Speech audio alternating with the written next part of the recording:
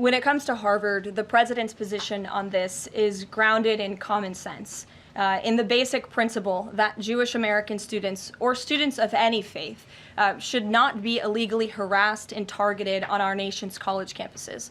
And we unfortunately saw that illegal discrimination take place on the campus of Harvard. There are countless examples to prove it, particularly with the stunning confession by then Harvard President Claudine Gay, who said that bullying and harassment depended on the context.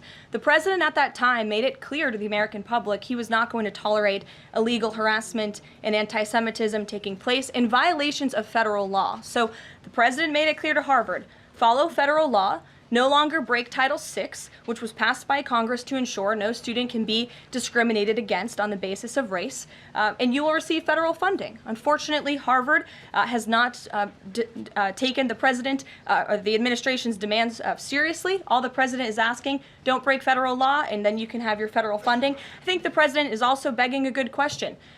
More than $2 billion out the door to Harvard when they have a more than $50 billion endowment. Why are the American taxpayers subsidizing a university that has billions of dollars in the bank already? And we certainly should not be funding a place where such grave anti-Semitism exists. The president floated on Truth Social, I believe, the possibility of removing tax-exempt status. How serious is that threat, and are there other universities he's considering? First, when it comes to Harvard, as I said, the president has been quite clear they must follow federal law. He also wants to see Harvard apologize, and Harvard should apologize for the egregious anti-Semitism that took place on their college campus against Jewish American students. There were professors who said that he had engaged in discriminatory behavior against Jewish students. Of course, you had the former president of the university saying bullying and harassment depends on the context.